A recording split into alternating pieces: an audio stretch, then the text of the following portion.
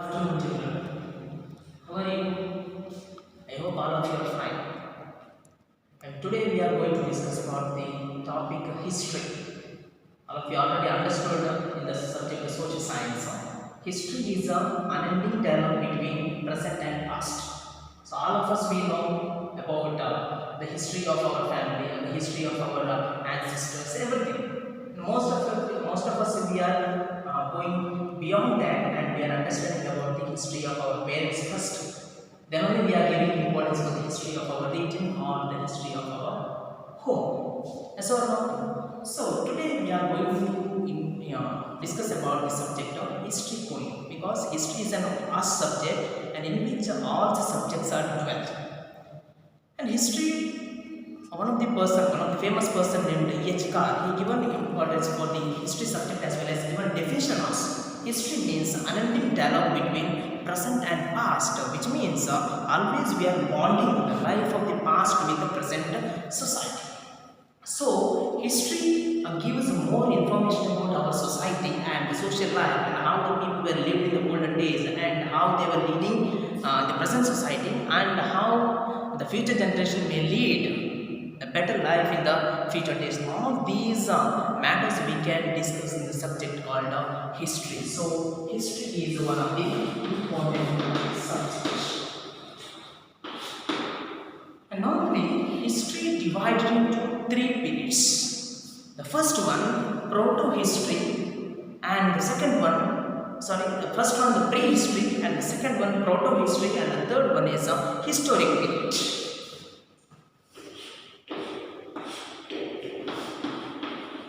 Prehistory, proto-history, and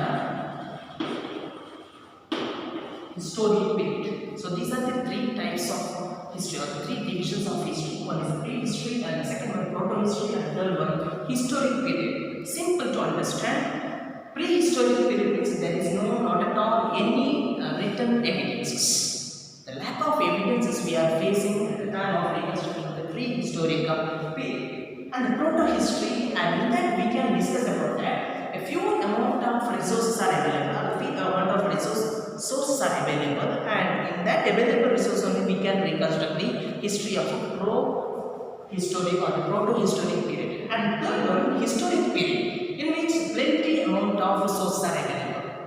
Many written records are there, many inscriptions were there, many coins are there, many palm leaf documents are there. So after collecting all the information from these sources, we can easily reconstruct the history of our society, our nation, or the world.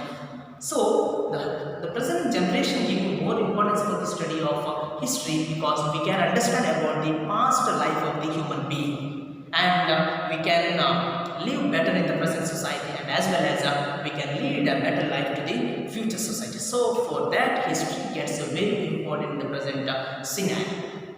And one more division of history is in India, we are divided in history into three categories. One is ancient history and the second one medieval history and the third one modern history. Okay.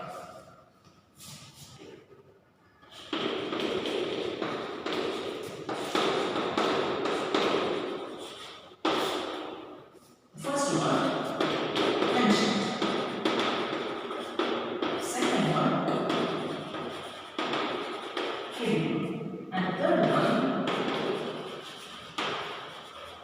modern history.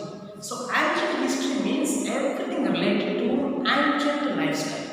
Or especially we are going to discuss about the Shatavahanas administration, Mauryan administration, the existence of the 16 Mahajanapadas, Buddhism, Jainism, all these related to ancient life of the India. And medieval history, that is begin from the year 1216 onwards. Whenever the Sultan period came to the Indian society or whenever the Sultan kings came to the Indian society, that time onwards the medieval history of India starts and it is ending with the advent of the Europeans and especially in the year 1526. Till the year 1526 the medieval Indian history was broken. And the second stage of the medieval history till the year 1856 and thereafter the modern Indian history begins with the starting of the administration of the Britishers. East India Company rules the India after the Battle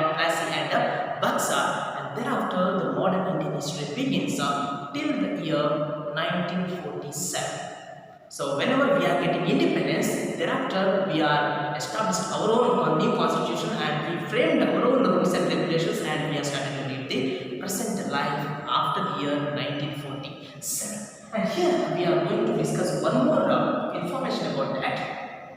How can we reconstruct the history of this world?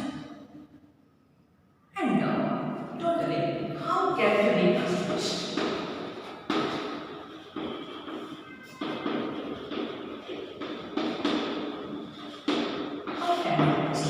So for the reconstruction of the history, there were the two sources. Historians were divided the all sources into two categories. One is archaeological source and other one is literary sources.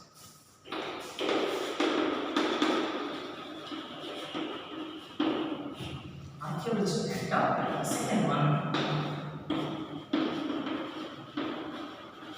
literary sources. Archaeological source means it's a study of old remains. For example, we can study about inscription, we can study about the coins, we can study about the monuments, we can study about the different buildings of the ancient period, everything. Totally we are digging inside our earth and we are getting information about this world or our region or our society.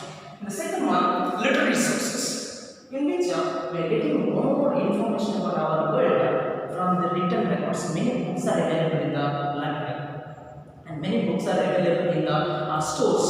So after reading all these resources, we can reconstruct the history of India or our region or the world. So totally the history or the resources are divided into two categories. One is archaeological and the second one literary sources. For example, the coins. We can use these coins are the example of archaeological sources. Already we have discussed inscriptions, monuments, paintings, then coins also. So this is one of the concept of this we can study about the history of our ancient time or the medieval time or the modern time. So coins gets very important and it plays a very important role in the reconstruction history of our society. And the second one, this palm leaf document. This palm leaf document, this gives more important or more details about the ancient past, and it is a very fragile in nature. That's why it is too difficult to carry it from one place to another. So historians are keeping all these records in archives. Then only we are getting information after reading different books in our books available in our society. So totally, history is one of the vast subject. I quote the definition of Travelling, G.M. Travelling is one of the historian, and he says that history is not a subject. It is a house in which all subjects dwell. For example, we are studying about Pythagoras about in mathematics and about Newton in physics and Charles Darwin in biology and everything. Whatever we are studying, that's once it was happened. So thus it was happened. That's the real meaning of the word history. Thank you.